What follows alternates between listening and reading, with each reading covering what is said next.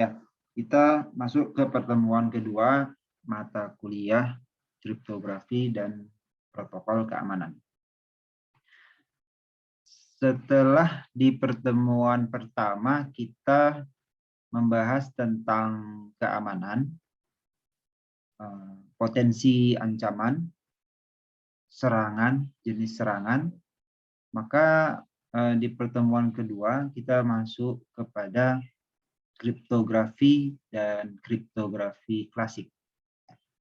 Referensinya ada beberapa yang bisa digunakan. Silahkan memperkaya pengetahuannya dari referensi berikut atau juga dari link video atau sumber yang ada di LMS. Ya.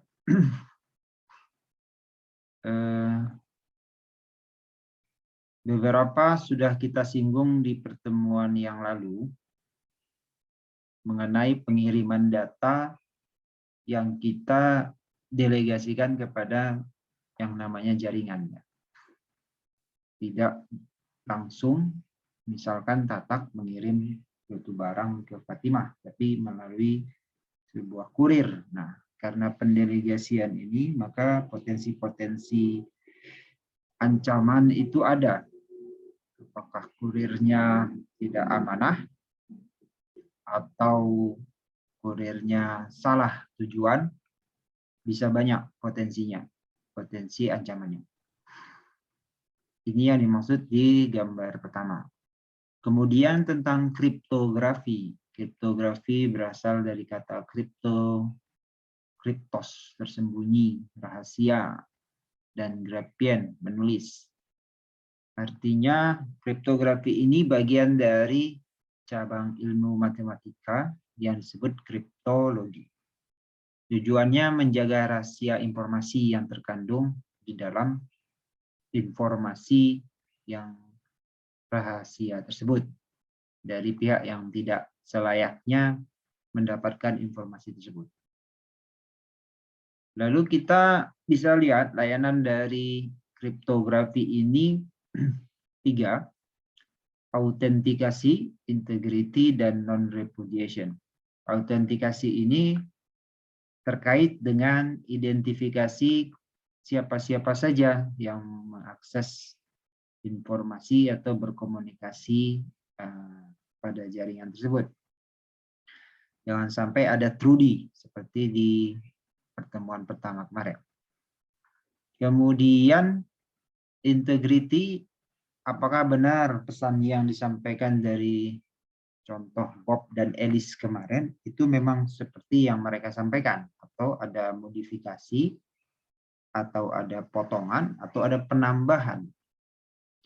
Kemudian non-repudiation, siapa yang berhak mengakses? Jangan-jangan Bob bukan Bob yang asli, tapi sebenarnya orang yang berbeda. Nah, ini adalah layanan dari kriptografi. Kemudian terminologinya ya. Terminologinya ada beberapa yang akan sering kita lihat atau dengar. Ada kriptografi, ada cryptographers, ada kriptoanalisis, ada kriptoanalis, ada kriptologi, ada kemudian kriptologis. Berbeda-beda maksudnya. Kemudian ada lagi terminologi kriptografi dari sisi proses kriptografi itu sendiri. Ada yang disebut plain text, ya, adalah informasi itu sendiri yang mau di-securekan. Kemudian ada sender, yaitu orang yang mengirim. Ada receiver, orang yang terima. Ada ciphertext, yaitu informasi plain text yang sudah disecurekan. Ada enkripsi, adalah proses untuk menyandikan plain text tadi menjadi secure. Kemudian dekripsi adalah proses kebalikannya di sisi penerima, mengembalikan ciphertext menjadi plain text yang dapat dipahami oleh si receiver. Kita coba lihat contoh plain text adalah informasi yang mudah untuk kita pahami. Contoh dalam bentuk teks, misalkan ketika saya berjalan-jalan di pantai dan seterusnya. Ini mudah kita pahami. Kemudian ciphertext-nya adalah bentuk informasi yang sudah tidak mudah untuk kita pahami karena sudah disandikan dengan kode-kode tertentu atau proses-proses tertentu. Kemudian contoh pada gambar kita lihat plain image, ini gambarnya seorang perempuan. Kemudian cipher image-nya kita lihat tidak mudah kita pahami ya, titik-titik seperti itu. Kemudian yang contoh berbasis data, plain text ini seperti sebuah tabel nama dan NIM mahasiswa dengan tinggi dan berat badan. Kita bisa lihat di sini ada NIM, nama, tinggi, berat badan. Kemudian setelah dienkripsi menjadi ciphertext, ini nama, tinggi, dan berat sulit kita pahami, tapi NIM tidak. Karena NIM tidak dienkripsi di contoh ini. Lalu kemudian ada lagi tambahan untuk terminologi kriptografi. Nanti ada yang namanya cipher, itu aturan untuk proses encipering dan deciphering, sisi penerima. Kemudian kunci ini adalah nanti parameter yang digunakan untuk menenkripsi dan dekripsi. Kemudian ada nanti penyadap, orang yang melakukan pengambil alihan informasi. Ada kriptosistem. Kriptosistem adalah algoritma dan satu kesatuannya, algoritma, plain text, dan ciphertext serta kunci. Ini disebut kriptosistem. Nah, sekarang kita lihat ada dua pembagian. Ada kriptografi klasik, ada kriptografi modern. Kriptografi klasik ini sebelum komputer ada dan bentuknya adalah berupa penyandian teks. Ini dulu sebelum ada komputer, artinya orang-orang juga sudah melakukan proses kriptografi. Bagi yang suka tentang novel-novel atau film-film kait dengan sandi-sandi, mungkin tahu Da Vinci Code. Di novelnya itu juga banyak proses penyandian informasi atau penyelipan informasi agar tidak mudah dipahami oleh orang umum. Nah, ini kekuatannya tergantung pada kerahasiaan algoritmanya. Masih menggunakan kertas, pensil, atau mesin sandi yang sederhana dan tujuannya untuk militer. Nah, lalu kemudian ada kriptografi modern yang sudah menggunakan komputer. Bisa di mana aja, berbasiskan bit, dan kekuatan kriptografinya tergantung pada kekuatan kunci. Prinsip dari Kerckhoff. Oke, berbasiskan bit artinya karena yang mengambil mata kuliah ini harus memenuhi syarat lulus Jarkomdat, artinya nanti ketika membahas tentang bit biner itu tidak kesusahan lagi ya. Nah, kalau kita lihat cabang dari chippers ini atau informasi yang sudah disandikan ini, kita lihat ada tadi klasikal dan modern.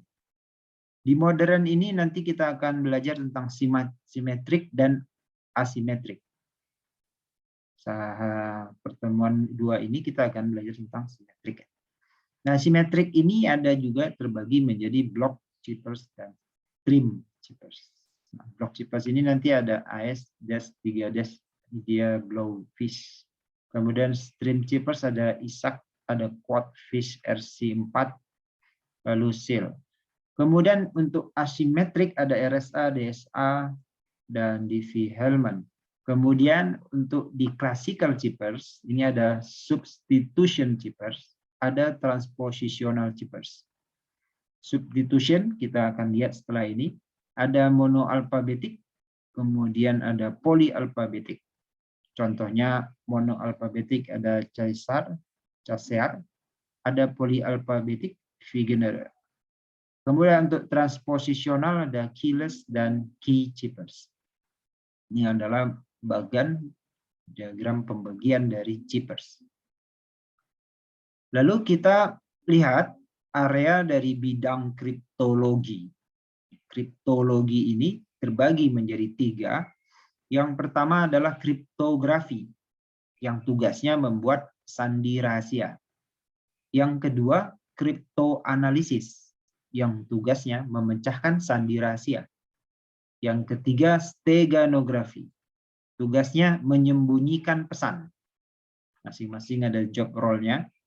Bagian membuat sandi rahasia itu terbagi menjadi 2 lagi.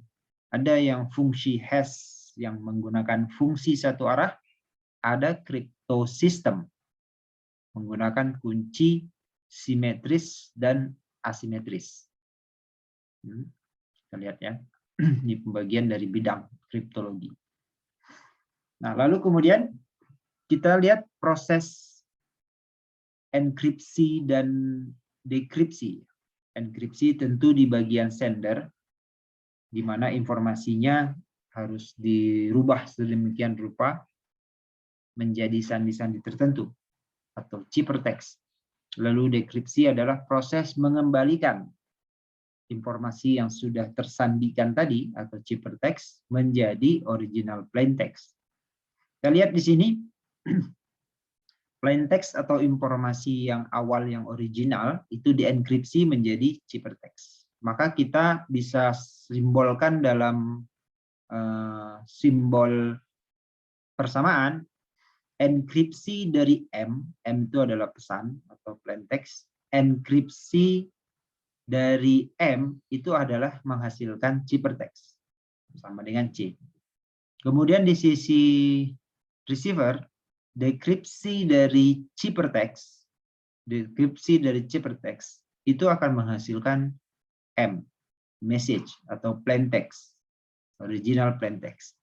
Lalu kemudian bisa kita gabungkan kedua simbol ini menjadi dekripsi dari ciphertext. Ciphertext-nya itu adalah enkripsi dari pesan.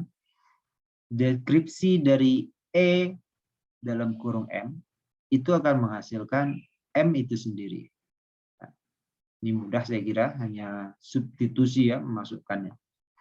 Ini adalah keterangan dari terminologi ini. Tadi juga sudah disinggung terminologi tentang kriptografi ini. Lalu kemudian kita lihat tujuan dari enkripsi. Seperti kita singgung di pertemuan pertama, 100% tidak digaransi aman. Maka tujuan dari enkripsi ini memperpanjang waktu pembongkarannya aja. Seperti analogi gembok pagar yang kita singgung pertemuan 1, antara yang harga mahal dengan murah, itu adalah perbedaannya memperpanjang waktu orang yang membobolnya. Sehingga dalam proses yang lama itu bisa ketahuan atau bisa kita tangkap istilahnya. Maka kita lihat bahwa contoh dari enkripsi misalkan menggunakan key size 56 bit dengan cipherdash. Number of alternative key-nya itu ada 2 pangkat 56 atau 7,2 kali 10 pangkat 16. Maka time required jika 10 pangkat 9 deskripsinya per detik itu membutuhkan 1,125 tahun. Dan jika time required-nya 10 pangkat 13, dia membutuhkan waktu 1 jam. Dan kita lihat jika key size-nya ini terus menggunakan key size yang 256 bit, maka lebih lama lagi waktu yang dibutuhkan. Itu tujuan dari enkripsi. Kita lihat pada topologi di jaringan komunikasi, letak dari enkripsi dan dekripsi ini bagaimana?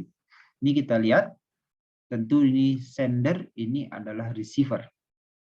Ini adalah plain text atau original message yang mau dikirimkan. Lalu kemudian ada sebuah kotak, katakanlah kotak berangkas ini. Ini adalah proses yang di dalamnya ada algoritma enkripsi. Kita lihat sebuah kaki kuncinya ya. Maka jika tadi kita bisa mensimbolkan enkripsi dan deskripsi proses adalah ciphertext itu dihasilkan dari enkripsi message atau plain text. Sedangkan di sisi penerima, message itu akan kembali, original plain text itu adalah dengan proses deskripsi dari ciphertext-nya. Ya, deskripsi dari ciphertext. Jika kita lihat di gambar ini, simbolnya adalah ini pesannya X, lalu kemudian masuk ke dalam sebuah berangkas yang ada algoritma enkripsinya dengan key tertentu, maka outputnya adalah Y sama dengan enkripsi dari informasi X yang sudah dienkripsi dengan sebuah key. Ya. Key. Kemudian Y ini dikirimkan. Apakah ini melalui nanti media jaringan wireless, wire, atau apapun itu teknologinya. Kemudian diterima di sisi receiver. Lalu di sisi receiver dia harus dibongkar lagi. Y ini harus dibongkar lagi. Kita lihat dimasukkan dalam sebuah analogi, sebuah berangkas yang juga memiliki kunci key, lalu dideskripsi sehingga menghasilkan X kembali. Menghasilkan X kembali. Dan itu adalah original plain text-nya. Nah, ini adalah proses enkripsi dan deskripsi secara simetris. Secara simetris. K-nya kita lihat harus sama. Lalu kemudian ada lagi yang kedua namanya kriptografi asimetris. Kadang disebut dengan public key algorithm. Public key algorithm. Jadi kunci deskripsinya tidak dapat dikalkulasi dari kunci enkripsi. Tapi dia memiliki nanti dua kunci. Ya, dia dua kunci. Kita lihat di sini enkripsi dari message atau plain text itu menghasilkan cipher sama seperti yang tadi, tapi key-nya adalah key 1. Ya, key-nya key 1.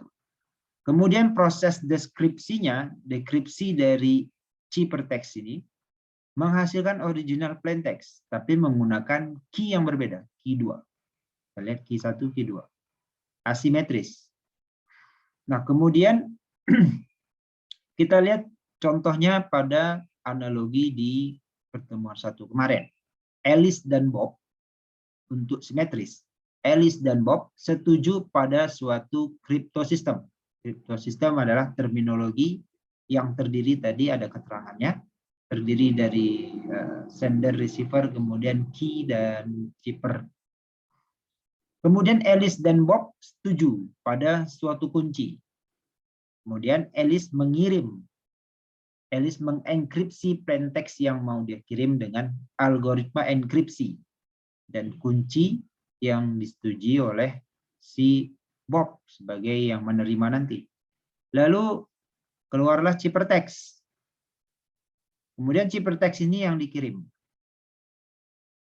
Nah, kemudian ciphertext ini oleh Bob dibongkar, dibuka dengan kunci yang sama, maka menghasilkan pesan yang dikirimkan oleh Alice tadi. Ini kriptografi simetris. Kemudian protokol untuk kriptografi asimetris. Analoginya, Alice dan Bob setuju pada sebuah kriptosistem. Ya. Misalkan Fatimah Zahra mau ngirim ke Sabila Rusdi, sepakat nih. Kita pakai kriptosistem ya, tidak message yang tidak kita kripto, tapi kita bungkus dulu dengan kriptosistem, sepakat. Lalu kemudian Bob mengirimkan Alice public key miliknya. Bob mengirimkan Alice public key, ya public ya, namanya public key miliknya. Kemudian Alice melakukan enkripsi. Alice melakukan enkripsi. Kita lihat di bagian 2 tadi, Bob mengirimkan Alice public key miliknya. Artinya ini saya receiver ya, kan si Bob yang mau menerima. Si Sabila Rushdie yang akan menerima. Dia yang mengirimkan public key kepada yang mau ngirim pesan ke dia.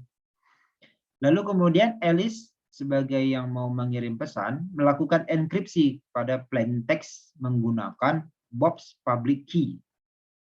Ya, public key yang tadi dikirim oleh si Bob. Oke.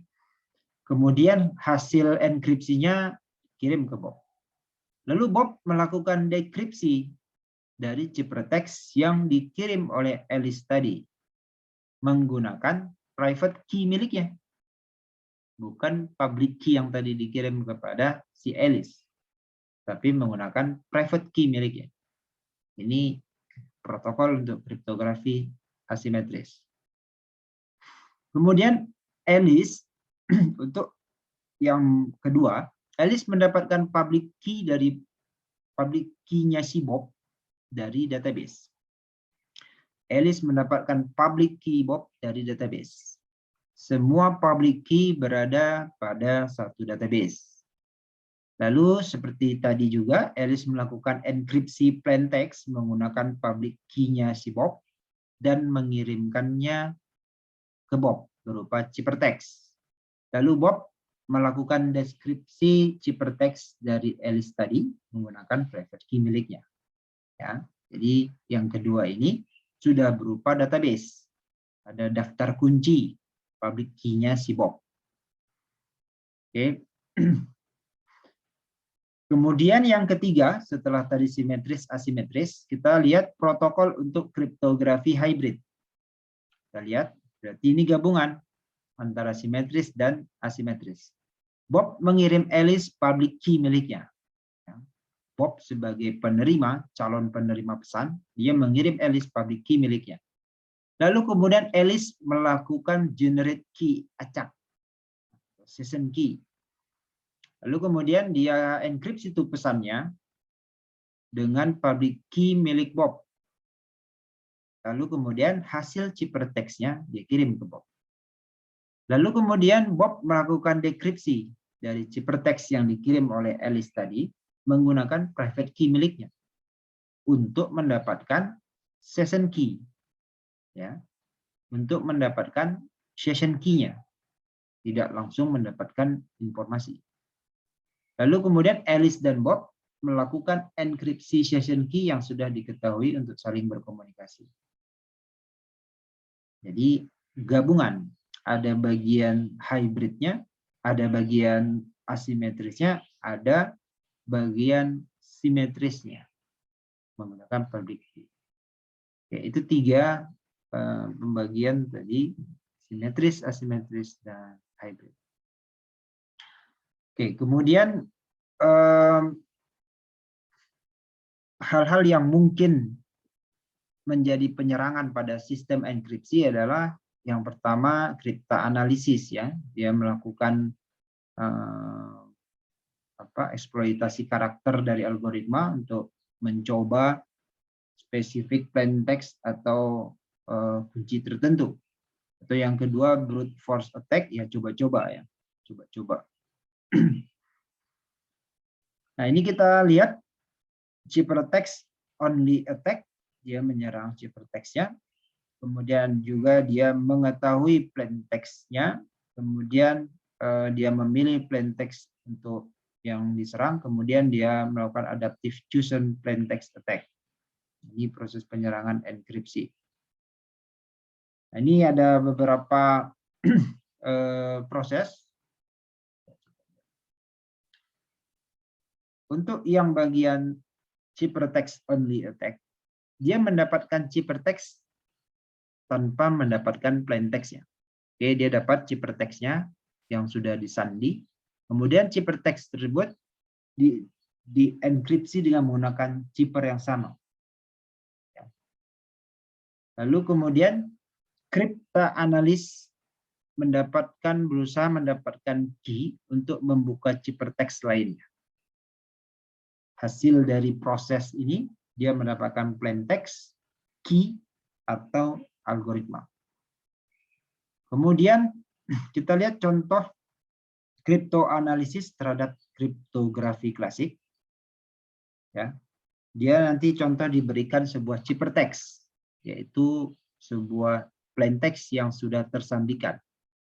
Lalu kemudian di sini dia melakukan ini menggunakan kunci apa ya?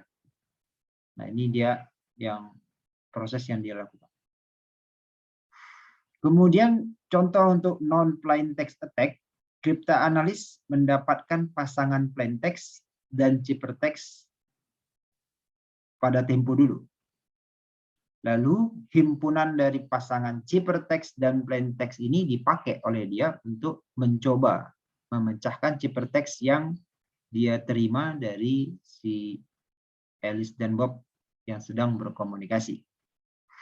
Lalu key dan algoritma ini akan digunakan untuk mendeskripsi komunikasi yang sedang berlangsung. Jadi dia dapatkan key dan algoritmanya. Dia coba menggunakan yang dulu. Ya, contoh misalkan adalah pada Vigenère Cipher. Nanti kita lihat bagaimana proses Vigenère Cipher. Oke.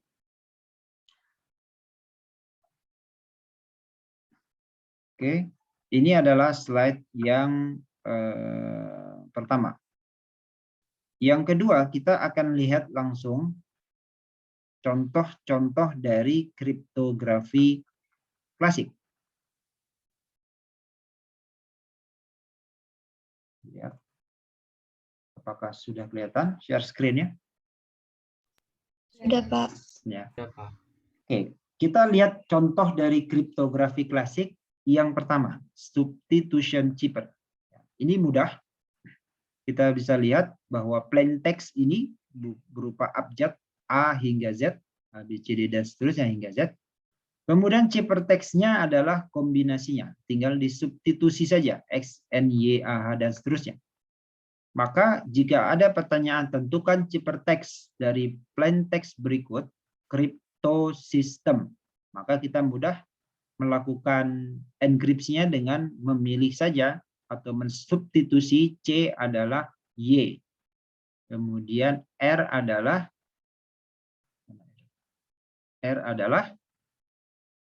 C.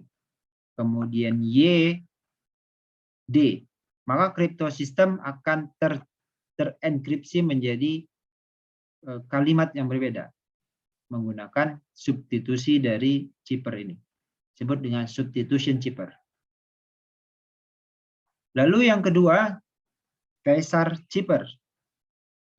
Dia merupakan shift yang memiliki kunci 3 atau K sama dengan 3. Kita lihat bahwa abjad akan disimbolkan dari 0 hingga 25. 0 hingga 25 atau disebut dengan Z26. Ya. Lalu kemudian untuk melakukan enkripsi kita akan geser sebanyak jumlah kunci. Jadi misalkan A itu adalah 0, maka kuncinya kita gunakan sama dengan 3, maka kita geser 3, 0 tambah 3, 3.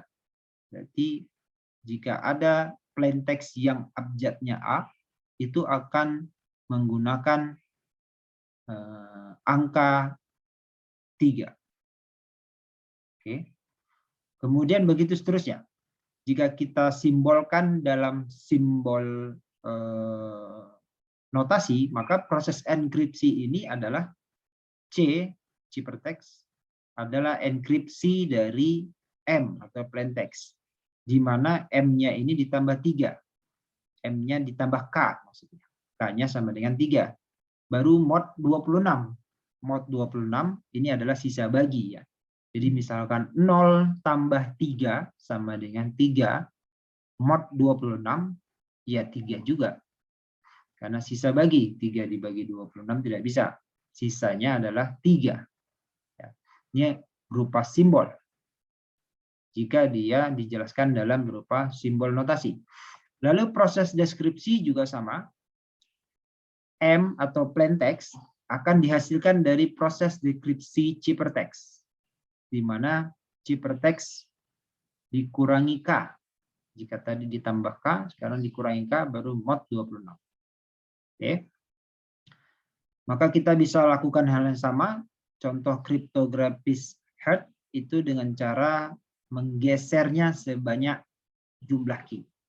Ini adalah Caesar Chipper. Lalu yang ketiga, Vigenère Chipper. Dia merupakan K yang bervariatif. Ya, tidak menggunakan K yang selalu sama pada setiap huruf. Maka kita lihat proses notasinya pada enkripsi adalah Chipper itu sama dengan enkripsi dari message atau plain text dengan cara menambahkan key-nya. Tapi kita lihat bahwa plain text I itu ditambah dengan key I. Artinya kunci untuk setiap huruf itu akan berbeda. Jika M-nya nanti adalah 1, K-nya 1. M-nya 2, K-nya 2. Lalu mod 26. Proses sebaliknya untuk dekripsi juga seperti di Caesar tadi. Dikurangin key-nya. Kita lihat contohnya. Contoh misalkan kita menggunakan key deceptive. Kita lihat D ini adalah 3. Dari mana dapatnya? Karena D ini adalah 3. Oke, D ini 3. Kemudian E ini adalah 4. Dari mana dapatnya? D adalah 4. Ini 4. Lalu begitu seterusnya. Deceptive. 3, 4, 2, 4, 15, 19, 8, 21, 4. Ini adalah deceptive. Lalu kemudian kita lihat karena key-nya adalah kalimat yang berulang. Deceptive. Maka kita lihat dia akan mengulangi lagi 3, 4, 2, 4, 15, 19, 8, 21, 4. Lihat 3, 4, 2, 4, 15, 22, 19, 8, 21, 4. Dan 3 kali perulangan. Itu untuk key-nya. Lalu kemudian plain text atau informasi yang mau dienkripsi. Contoh misalkan we are discover, save yourself. Kita lihat W adalah 22. Dapat dari mana? W adalah 22. Kemudian begitu seterusnya. We are discover, save yourself. Ya. Lalu kemudian kita lihat bagaimana proses ciphertext-nya. Dia adalah menjumlahkan setiap abjad dari plain text dengan key-nya masing-masing. Ini yang dimaksud tadi dengan M1 tambah K1, M2 tambah K2. Lihat, key-nya akan berbeda-beda terus sesuai dengan abjad dari plain text-nya. Kita lihat ciphertext-nya dihasilkan adalah 2582. Kemudian 2582 ini baru kita lihat 25 itu huruf apa? 25 itu huruf Z. Lalu kita kodekan menjadi teks, menjadi ciphertext berikut. Z, I, C, dan seterusnya. Nah, ini adalah contoh Vigenère Chipper. Ya. Kita bisa ambil contoh ini gampang, Chipper ya. Silakan latihan aja. Chipper keywordnya ya. Chipper tinggal teman-teman tentukan aja Chipper ya. Chipper C-nya berapa? C itu berarti 2 ya, 2 dan seterusnya buat. Lalu plain text-nya, lalu ciphertext-nya jumlahkan. Menggunakan algoritma ini. Itu adalah Vigenère. Lalu kemudian sampai sini ada yang mau ditanyakan?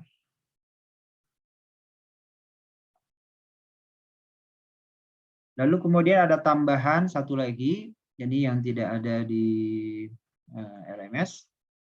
Ini adalah Playfair ya. Kita lihat sebentar.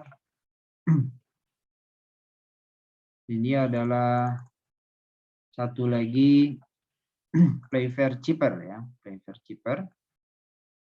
Kita lihat bagaimana algoritmanya. Ini. Nah, ini saya kira di sini keterangan cukup jelas ya. Bisa teman-teman ikutin. Playfair Chipper ya. Secara sejarah disebut juga Playfair Square. Masuk teknik enkripsi simetrik. Kemudian ditemukan oleh Sir Charles Wheatstone pada 1854. Lalu dipopulerkan oleh Lord Playfair. Digunakan oleh pasukan Inggris dalam Perang Boer kedua dan Perang Dunia I. Lalu digunakan juga oleh Australia dalam Perang Dunia Kedua. Ini luar biasa ya. Nah, prosesnya kita lihat. Proses enkripsinya, step 1, teman-teman bisa simak ya.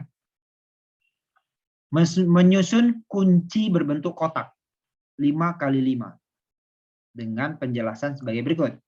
Kotak alfabet 5x5 ya, bertindak sebagai kunci untuk mengenkripsi plain text. Kita lihat, kita buat kotak dulu nih, buat kotak untuk key-nya. Setiap alfabet harus unik ya, setiap alfabet harus unik, dan satu huruf alfabet, huruf J, ini algoritmanya ya, huruf J dihilangkan dari tabel karena tabelnya hanya 5x5, 25. Kita lihat di sini. Nah, kita lihat di sini. Ini 5x5, 25 jatah kotaknya. Sehingga di algoritma ini abjad yang 26 harus dikurangi 1, yaitu huruf J dihilangkan. Lalu misalkan kotak kosong ini, asumsi ini kosong masih ya, kita mau menggunakan key enkripsinya adalah play fair example. Ya, contoh nih, contoh saja, play fair example. Maka algoritma protokol yang kemudian adalah membuang huruf yang berulang. Yang kita lihat A berulang. Ya, A berulang. Maka kita buang A yang berulang. Ini buang, ini buang. Lalu kemudian huruf J jika ada juga dibuang. Sehingga menjadi play vire XM.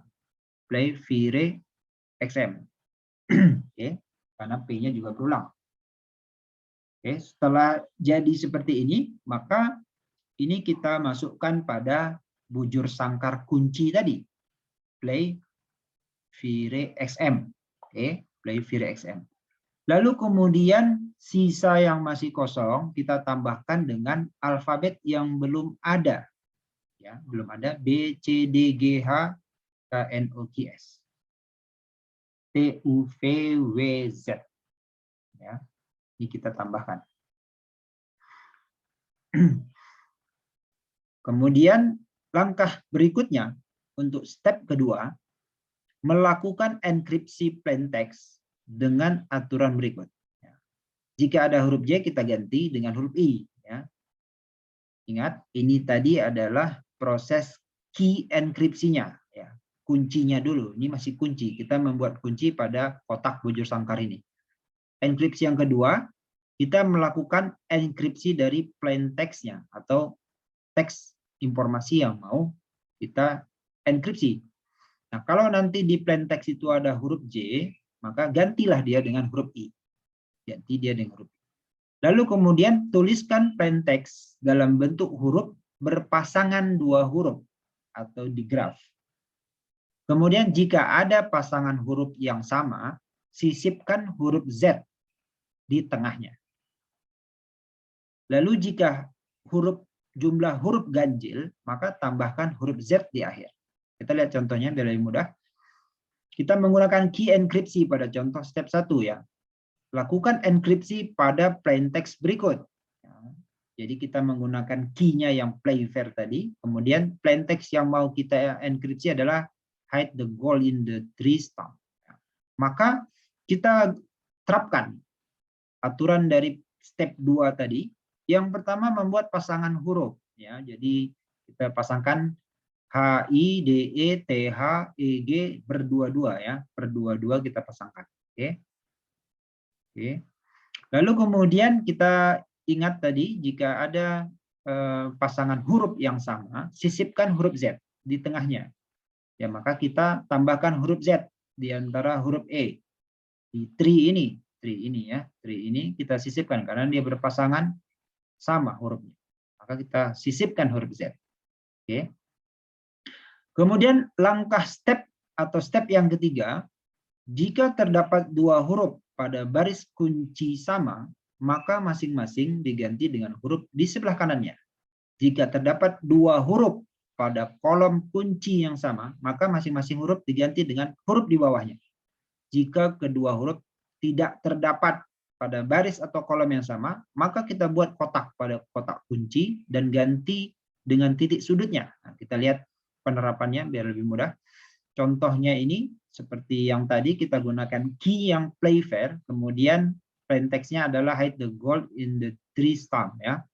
Setelah kita kelompokkan menjadi 2, 2, 2 dan kita sudah sisipkan tadi Z bagi yang dua objek yang sama, yang berdekatan, maka kemudian pada kotak kunci ini kita coba terapkan. Ya, ini pertama adalah HI ya, HI dulu, HI. Nah kita lihat di sini, adakah dia pada kolom atau baris yang sama HI? Ternyata kan tidak ada, I-nya ada di baris kedua, H-nya ada di baris ketiga, dan kolomnya pun berbeda. Maka kita gunakan step 3C tadi. 3C tadi apa? Jika kedua huruf tidak terdapat pada baris atau kolom yang sama, maka kita buat bentuk kotak pada kotak kunci dan ganti dengan titik sudutnya. Kita lihat di sini, karena tidak ada yang sebaris atau sekolom, maka adanya adalah berjauhan seperti ini. Maka kita bikin kotaknya. Kita bikin kotaknya. Setelah kita bikin kotaknya, maka kita ambil untuk yang I, kita ambil sudut berlawanan, sudut yang di ujungnya. Maka kita ambil adalah huruf M. I diganti dengan huruf M. Lalu kemudian H, kita ambil yang di ujung sudutnya. Maka kita ambil huruf B. Maka HI ini akan berganti menjadi B dan M. Oke. Lalu kita lanjutkan yang kedua. Pasangan yang kedua adalah D dan E. Lakukan hal yang sama. D dan E. Kita cari. Ternyata D dan E ini ada pada satu kolom yang sama. D dan E. Satu kolom yang sama. Maka kita gunakan step ke-3B. Ingat, step 3B. Jika terdapat dua huruf pada kolom kunci yang sama, maka masing-masing huruf diganti dengan huruf di bawahnya. Diganti dengan huruf di bawahnya.